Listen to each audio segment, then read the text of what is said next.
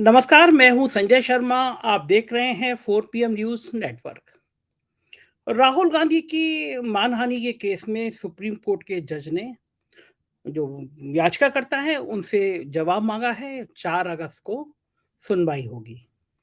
और जब supreme court में ये सुनवाई शुरू हो रही थी तो जज साहब ने कहा कि मेरे पिता कांग्रेस में रहे हैं, मेरे भाई कांग्रेस में रहे हैं, आपको कोई समस्या तो नहीं है इस बात से? ठीक है, दोनों पक्षों ने कहा कि नहीं, हमें कोई समस्या नहीं है। हाँ, लेकिन जो जज साहब ने कहा उससे संकेत मिल रहे हैं कि राहुल गांधी के शायद इस केस में राहुल गांधी को राहत मिलेगी, क्योंकि जज साहब ने पहले ही कहा कि आपको कोई समस्या तो नहीं है, मैं कांग्रेस से हूँ। और ये इसलिए भी जायज बात लगती है कि इस देश में कितनी कितनी अश्लील और अभद्र भाषा इस्तेमाल की गई है नेताओं के द्वारा। खुद प्रधानमंत्री जी ने जो भाषा का इस्तेमाल किया है, वो शायद बहुत निम्न स्तर की, स्तरहीन भाषा थी जो सोनिया गांधी के लिए उन्होंने कहा, जो लालू यादव की बेटी के लिए उन्होंने कहा, लेकिन कभी कोई आदमी कोर्ट कचहरी में नहीं गया और ना कोई इस तरह के मानहानि के मुकदमे दायर कराए गए देश में। ये माना गया, आलोचना की गई है, लेकिन माना गया कि लोकतंत्र में इस तरह की बातें करने का अधिकार तो नहीं होता, लेकिन लोग सब कहते रहते हैं। तो इसको जैसे समाज में एक स्वीकार करने वाली बात हो गई। जैसे मैं एक छोटा सा उदाहरण देता हूँ। इस देश के युग पुरुष, राजनीति के शिखर पुरुष थे अटल बिहारी वाजपेयी। ऐसा कोई दल नहीं, ऐसा कोई नेता नहीं, ऐसी कोई पॉलिटिकल पार्टी नहीं जो अटल बिहारी वाजपेयी का हृदय से सम्मान ना करते हो। सब करते थे सम्मान। वो ये मानते थे कि लोकतंत्र में इससे जीवंत आदमी, इससे बेहतर राजनीति में जुड़ा हुआ व्यक्ति शायद ही कोई शख्स हो। वो इंदिरा जी को भी माँ इंदिरा कह के बात किया करते थे। लेकिन हमारा समाज बहुत ढोंगी समाज है। हमारे एक चेहरे के ऊपर कई चेहरे लगे रहते हैं। जैसे एक उदाहरण दूं, शराब पीना बुरी बात है, ये एक वाक्य है कि आप शराब पीते हैं तो आप बुरा काम करते हैं, सामान्य बात है। लेकिन शराब पीना गैर कानूनी नहीं है। लेकिन लोग शराब पीते हैं और ये चाहते हैं कि बात पता ना चले। अटल बिहारी वाजपेयी वाइन पीते थे, शराब पीते थे और उसको वो छुपाते भी नहीं थे। एक टाइम में बहुत एक फोटो वायरल हुआ था, जिसमें अटल बिहारी वाजपेयी नॉन वेज खा रहे थे और हाथ में वाइन का गिलास था। लेकिन अटल बिहारी वाजपेयी का चरित्र ऐसा था कि उस उनको उनके इस कृत्य को लेके उनकी आलोचना नहीं की जाती थी। ये माना जाता था ये इतना बड़ा शख्स है, राजनीति का इतना शिखर पुरुष है, अगर ये नॉन वेज खा रहे हैं, अगर ये मदिरा का पान कर रहे हैं, ये शराब पी रहे हैं तो कोई बुरा नहीं है। और समाज में शराब पीना सामाजिक मूल्यों से बुरा हो सकता है, कानूनी रूप से गुनाह नहीं है, मैं जैसे मैं कह रहा हूँ। लेकिन राहुल गांधी अपने एक विदेश दौरे पे गए, अपनी एक मित्र के साथ किसी क्लब में बैठे हुए थे, तो उस फोटो को क्रॉप करके, उस फोटो को एडिटेड करके बहुत अभद्र तरीके से फैलाया गया कि किस महिला मित्र के साथ है राहुल गांधी। दरअसल सोच की बात है। एक समाज में एक राजनीति का एक ऐसा वर्ग खड़ा हो गया है जिसकी महिलाओं के प्रति सोच बहुत खराब है। एक संगठन है जो महिलाओं को सम्मान नहीं देता है। उसकी नज़र में महिलाओं का कोई सम्मान नहीं है। लोग कहते हैं आरएसएस में महिलाएं इसीलिए शामिल नहीं होती क्योंकि संघ महिलाओं को पसंद नहीं करता है। जाहिर है हमारे देश में एक पुरातन सभ्यता साथ साथ चलती आई। हम लोग कितने मॉडर्न हो जाए, लेकिन अभी भी कुछ लोग हैं जो महिलाओं को उनके अधिकार सीमित रखना चाहते हैं। वो चाहते नहीं हैं कि महिलाएं आगे बढ़कर आए, समाज में आगे आए। तो मैं ये कह रहा था कि भाषा की निम्नता बहुत बहुत स्तर तक गई, लेकिन कभी कोई कोर्ट कचहरी में ऐसे मुकदमे करने नहीं गया। तो डर क्या है?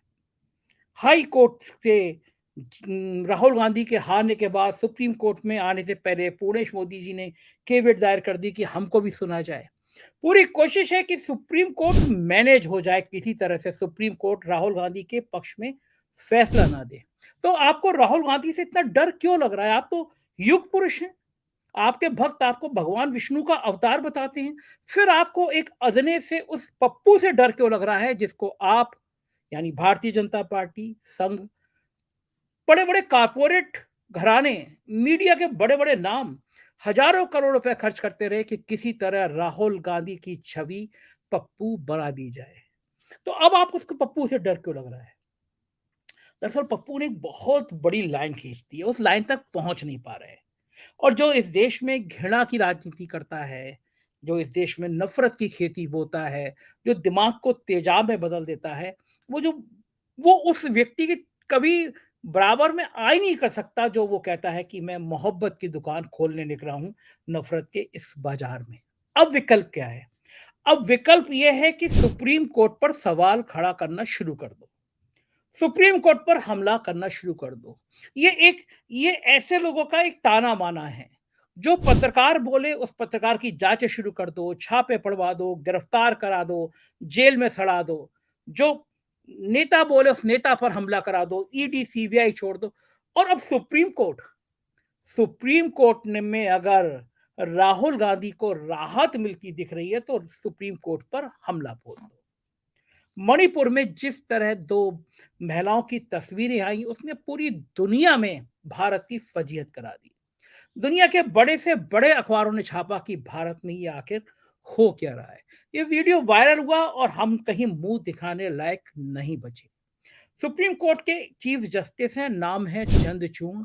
आजकल ये नाम पूरी सरकार की कपकपी चढ़ा दे रहा है, क्योंकि चंद्रचूड़ साहब के ऊपर कोई ऐसा आरोप नहीं है जिससे आप कह सकें कि एक महिला ने उनकी शिकायत करी। ऐसा कोई आरोप नहीं है आप उनको संदेह के घेरे में ला सकें, जांच के नाम पर धमका सकें, अपने मन माफिक फैसले करा सकें और फिर बाद में उनको राज्यसभा का तोहफा दे दें। ऐसे आरोप एक सुप्रीम कोर्ट के जज पर लग चुके हैं। लेकिन एक लंबे समय के बाद, जब इस देश में संवैधानिक व्यवस्थाएं दम तोड़ रही हैं, जब इस देश में लोकतंत्र धीरे धीरे मर रहा है, कम से कम चंद्रचूड़ साहब के आने के बाद इस देश में एक जनमानस में एक बात ये तो पैदा हुई है कि सुप्रीम कोर्ट का कोई एक ऐसा जज आया है जिससे हम पूरी तरह न्याय की उम्मीद कर सकते हैं, जो सरकार की आंख में आंख डाल के सवाल कर सकता है और कह सकता है कि मैं सही बात के पक्ष में हूं, मैं गलत बात बर्दाश्त नहीं करूंगा। तो पूरी ट्रोल आर्मी इस बात पे जुट गई कि सुप्रीम कोर्ट को आखिर ये सब क्या सूझी। उसे मणिपुर की घटनाएं दिख रही हैं, उसे बंगाल की नहीं दिख रही, उसे राजस्थान में महिलाओं के उत्पीड़न की घटना नहीं। और ये हमारे प्रधानमंत्री ने ये लाइन दी थी। प्रधानमंत्री महीनों तक देश का एक राज्य जल रहा था, लेकिन मणिपुर का मां नहीं बोल पा रहे थे। लोग हैरान थे। आप मुझे खुद बताइए, आपके शरीर में अगर एक हाथ काट दिया जाए तो क्या आप चैन से रह पाएंगे? आप खा पी पाएंगे, आप पी पाएंगे, आप बोल पाएंगे? आप नहीं बोल सकते, आप नहीं खाना खा सकते, क्योंकि एक हाथ कटा है। लेकिन इस मुल्क के राजा का एक हिस्सा, राज्य का एक हिस्सा धधक रहा है, आग में धधक रहा है, महीनों से धधक रहा है।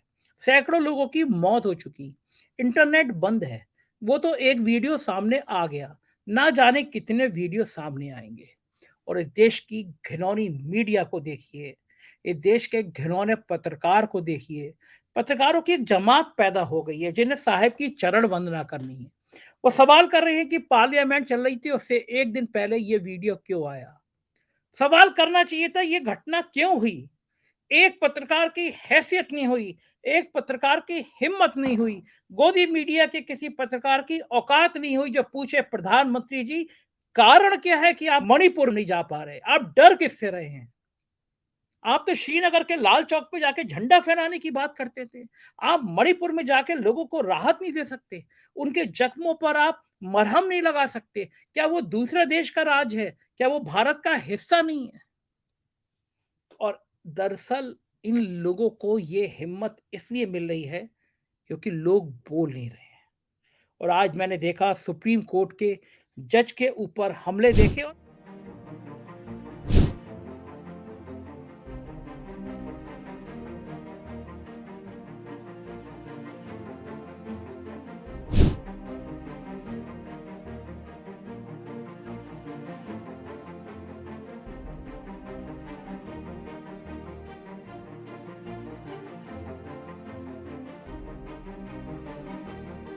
लेकिन मणिपुर में जिस तरह भीड़ नवरस्त करके उनके स्तनों को, उनके योनि को छेड़ते हुए ले जा रही थी, क्या इस घटना को आप किसी और राज्य से कंपेयर करके कम कर सकते हैं? और मणिपुर में एक दिन घटना नहीं हुई, 2 महीने से ऐसी घटनाएं चल रही हैं। लोग मारे जा रहे हैं, थाने जलाए जा रहे हैं, लोगों की हत्याएं हो रही हैं, महिलाओं के साथ बदसलूकी हो रही है। भारतीय जनता पार्टी का प्रतिनिधि मंडल बंगाल चला गया पंचायत चुनाव के बाद देखने के लिए, लेकिन मणिपुर नहीं जा सका। और बंगाल में तो सुप्रीम कोर्ट के आदेश के बाद में बहुत व्यवस्था पुख्ता कर दी गई थी। हाई कोर्ट ने, सुप्रीम कोर्ट ने बंगाल के लिए ही कहा था कि केंद्रीय सैनिक बल तैनात कर दिए जाएं। इसी सुप्रीम कोर्ट ने कहा था कि पंचायत चुनाव में जो हिंसा हो रही है उसे हम आंखें बंद करके सहन नहीं कर सकते। ये सुप्रीम कोर्ट ने कहा था। उसके बाद सेंट्रल फोर्सेज लगी। बंगाल में जो हिंसा हुई वो शर्मनाक है, कौन उसकी आलोचना नहीं कर रहा। लेकिन इसके मतलब ये नहीं है कि हम मणिपुर पर बात नहीं कर सकते। इसका मतलब ये नहीं है कि हम मणिपुर पर सुप्रीम कोर्ट स्वतः संज्ञान ले नहीं सकता। ये एक सोची समझी प्लानिंग होती है कि अलग अलग एंगल से सुप्रीम कोर्ट पर हमला करो, सुप्रीम कोर्ट को ट्रोल करो, सुप्रीम कोर्ट पे तरह तरह की बातें करो, जिससे मानसिक रूप से जज दबाव में आ जाए। ये एक रणनीति है। और दरअसल ये इस रणनीति में इसलिए कामयाब हो जा रहे हैं क्योंकि हम और आप खामोश हो गए हैं। हम इनकी बातों का जवाब नहीं दे रहे। पंजाब का मेरे जिंदगी का सबसे बेहतरीन एक कवि हुआ है पाश, अवतार सिंह पाश। आतंकवादियों ने बहुत छोटी उम्र की में ही उसकी हत्या कर दी थी। मैं पाश की कुछ कविता आपको पढ़ के सुनाना चाहता हूं। याद रखिए, ये पाश की कविता को जिंदगी के अंतर मन में उतारिए। ये जिंदगी की आपसे जुड़ी हुई कविता है और आपने इसको आत्मसात नहीं किया, अगर आपने ये अपने जीवन में नहीं अपनाया तो यकीन मानिए ये सब एक दिन आपके साथ भी घटेगा। पाश की शुरुआत करता है कविता की। वो कहता है कि मेहनत की लूट सबसे खतरनाक नहीं होती, मेहनत की लूट सबसे खतरनाक नहीं होती, पुलिस की मार सबसे खतरनाक नहीं होती, गद्दारी और लोभ की मुट्ठी सबसे खतरनाक नहीं होती, बैठे बिठाए पकड़े जाना बुरा तो है, सहमी सी चुप में अकड़े जाना बुरा तो है, सबसे खतरनाक नहीं होता, कपट के शोर में सही होते हुए भी दब जाना बुरा तो है, किसी जुगनू की लौ में पड़ना बुरा तो है, मुट्ठियां भींच कर बस वक्त निकाल लेना बुरा तो है, सबसे खतरनाक नहीं होता। सबसे खतरनाक होता है मुर्दा शांति से मर जाना, ना होना तड़प के सब कुछ सहन कर जाना, घर से निकलना काम पर और काम से लौटकर घर आना, सबसे खतरनाक होता है हमारे सपनों का मर जाना। सबसे खतरनाक वो घड़ी होती है आपकी कलाई पर चलती हुई भी जो आपकी नजर में रुकी होती है। सबसे खतरनाक वो आंख होती है जो सब कुछ देखते हुए भी जमी बर्फ जैसी होती है, जिसकी नजर दुनिया को मोहब्बत से चूमना भूल जाती है, जो चीजों से उठते अंधेपन की भाव पर ढुलक जाती है, जो रोजमर्रा के क्रम को पीती हुई एक लक्ष्यहीन दोहराव के उलटफेर में खो जाती है। सबसे खतरनाक, लाइन सुनिएगा, सबसे खतरनाक वो चांद होता है जो हर हत्याकांड के बाद वीरान हुए आंगनों में चढ़ता है, पर आपकी आंखों को मिर्ची की तरह नहीं गड़ता है। सबसे खतरनाक वो गीत होता है आपके कानों तक पहुंचने के लिए जो मरसिए पड़ता है आतंकित लोगों के दरवाजे पर, जो गुंडों की तरह अकड़ता है। सबसे खतरनाक वो रात होती है जो जिंदा रूह के आसमानों पर ढलती है, जिसमें सिर्फ उल्लू बोलते और हुआ करते गीदड़ हमेशा के अंधेरे बंद दरवाजे चौगाटों पर चिपक जाते हैं।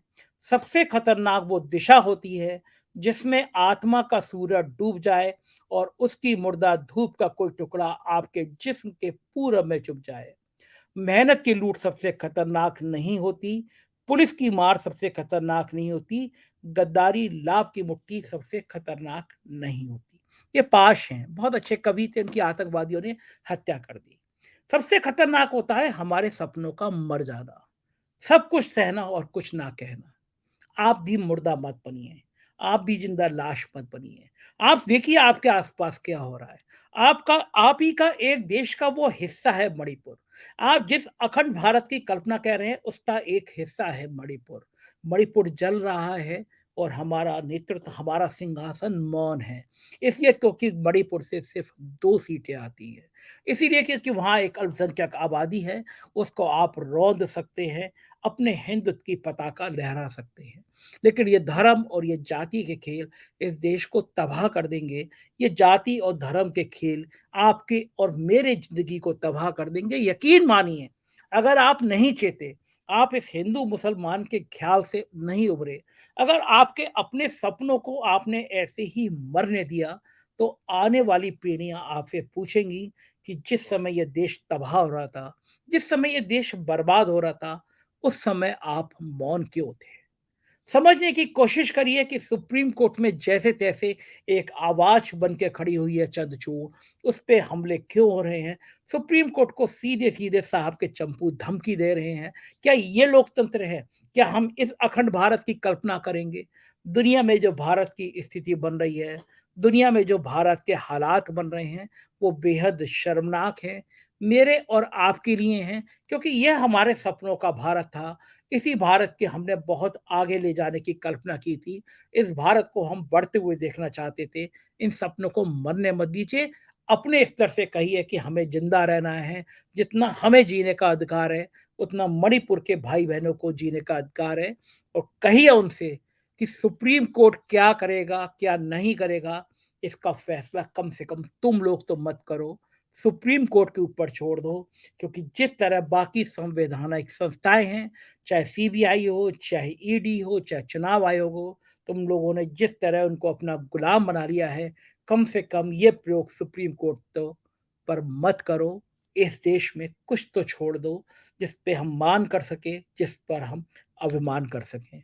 मुझे लगता है थोड़ा कड़वा-कड़वा बोल दिया, लेकिन अगर सच बोला हो, तो कमेंट ज़रूर करिएगा, अपनी राय से अवगत कराइएगा। शुक्रिया।